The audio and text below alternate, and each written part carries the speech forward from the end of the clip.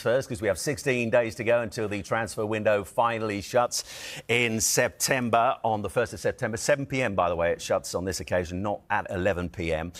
Yesterday, Eddie Howe, you'd have heard him probably in his press conference, saying that the prospect of Alexander Isak still being at Newcastle United come the end of the transfer window very much out of his hands. He's not in the squad today. That'll come as absolutely no surprise at all, Merce. Where do you see this story going next? For you, is it a question of when, not if, he leaves Newcastle? Yeah, I'd be shocked if he didn't leave now. I think it's gone past that now. He's not playing in this game, and I think it'll be sorted out before the transfer deadline day.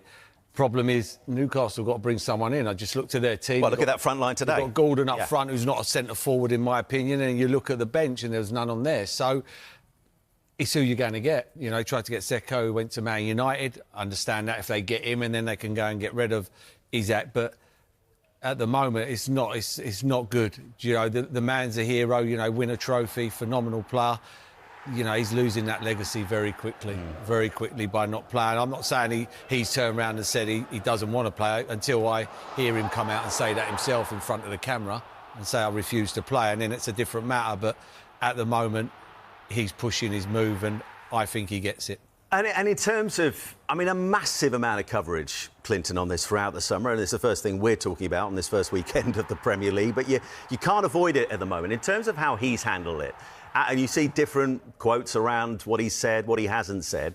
For you, from what you've seen from afar, how has Isak handled this? Yeah, but what Merce said, until you know, he comes out and says it, you hear all sorts of things. If we hear what we've been reading about and seeing, then he's not handled it well enough, nowhere near well enough, in my opinion. But I don't know, until he comes out and says something. You know who I feel sorry for the most out of this side? It's Eddie Howe. No one else. I don't feel... And obviously the Newcastle fans... And he's obviously his teammates, but as I say, I don't know what's going to happen. I do think the move to Liverpool will eventually happen, but they need it to happen sooner rather than later. There's only a couple of weeks to the window finishes. Newcastle need at least 2 more strikers in there. They were already going for Vissa, but that was to complement Isak because they lost Callum Wilson. So, yeah, it's not a good situation at the moment. They would have loved to have him at Villa Park this afternoon, but, yeah, it's not good. But I do think the deal will happen. You know the biggest winner out of this, do you? Wissa. Because he gets his move, and we'll come on to him, sure. Well, no one said a word about him. Yeah. Do you know what I mean?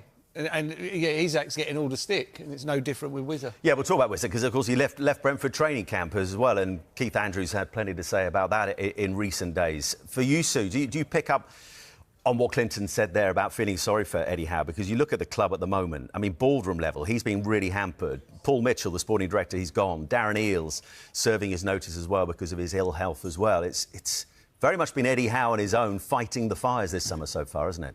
And I think that's probably one of the reasons why it has been such a difficult summer for them. I think when you've got no CEO and no sporting director, there was always going to be problems within that transfer window. So ideally, Eddie Howe would have wanted to have kept Isak and added another striker because Callum Wilson obviously went. And you think, I just look back to last season and the real feel-good factor around Newcastle winning that trophy. And you just thought if they can hang on to the top quality players, then they add to that. Where would Newcastle be this season? So to have that ongoing saga, and I think you look at the Newcastle team and what Eddie Howe's done, and there's a real sort of togetherness and unity within that squad.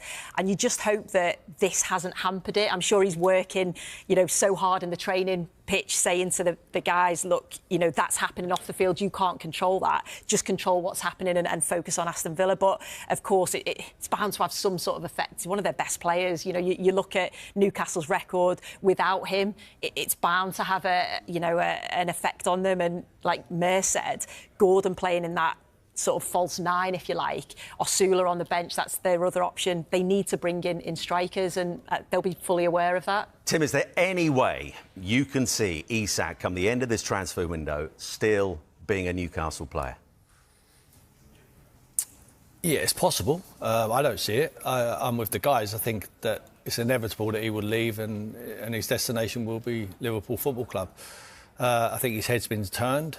I'm not sure Liverpool would take it so far down the line and make the boy burn the bridges what he's burnt. He's burnt all bridges now at Newcastle. I think even if he turns up, of course, everyone wants to see him in a Newcastle shirt, even the neutrals, because we all believe that if he ends up going with Guy, who I'm sure we're going to get onto, to Liverpool, then it's going to be very difficult for anyone else to be competitive towards Liverpool. But from Newcastle's point of view, it's very disappointing. I really can't believe that he has come out and said he'll never play for Newcastle again. I don't believe that. I don't believe you'd want to see him actually saying it rather than just relying on reports. He needs to come out and say he didn't say it because he's not looking good. Yeah. You know, it's not looking good for him, and I think he needs to come out and tell the world. It suits every other party apart from him. So let's get it right. Eddie Howe is not in the dark here. You know, you're talking about he knows what's happening. Eddie will know if the boy's going to leave or if he's not. It's a case of when they can get Wissa over the line, then they need to let Isak go. I read a lot of articles about people saying someone needs to make a stand. Why don't Newcastle make a stand? Well, Newcastle will be saying, why don't Liverpool make a stand, or Arsenal or Chelsea? Because it happens all the time. Every transfer window, this happens. Some player looks like they're holding the club to ransom. Now, for me, if I'm Newcastle, they struggle. They're one of the richest owners in the world. They can't spend any money. So they need Isak to go out the door to give them some headroom so they can spend the money on trying to find a replacement. They're not going to find a like-for-like replacement of the quality of Alexander Isak, but what they're going to have to do is try and find other solutions around the pitch. So for the amount, I'm sure Liverpool need to stump up the money. If they've told the boy to burn the bridges, they need to pull up 150 million. I think that is the number what Newcastle are holding out for, I really do. And Bers, coming on to Johan Wissa, who we just mentioned, 19 Premier League goals last season. He left their training camp early. Keith Andrews confirming yesterday that he won't be in the squad to face Nottingham Forest in their Premier League opener tomorrow. Already a big headache for Keith Andrews at the start of the season, but I guess he would have expected that holding on to Wissa, they've always lost in Burma as well, is going to be very, very tough. But in terms of how he fits in at Newcastle, they need a striker. So from that point of view, he fits in well. But in terms of the pressure that comes to Newcastle in Champions League football, is he the right fit for you? Only time will tell. I thought he had an unbelievable season last season, a good season last season. You know, he's not had 3 or 4 or 5 good seasons, and you're going to be paying a lot of money for someone who's just turned it on this year, and he's had his year, and he's done well, and them two worked as a pair with Mbumu. So them two very good together. What are they going to like when they're not together? They're all the things. You know, no disrespect, Brentford get beat by Bournemouth and they still clap everybody around the pitch. That don't happen at Newcastle, and it won't happen at Man United with the other lad. Only time will tell, but they have to get someone in before they can ask. Because if they don't, Newcastle are not going to be competitive this season, I'm afraid, if they lose Isak and they have to rely on Gordon. You ready? Go. Jeremy Frimpong. Hugo Ekitike. Wataru Endo. Cody Gakpo. Milos Kerkez. Ibrahima Konate. Georgi Mamardashvili. Ben Doak. Connor Bradley. Alexis McAllister. Ryan Gravenberg. Curtis Jones. Florian Wirtz.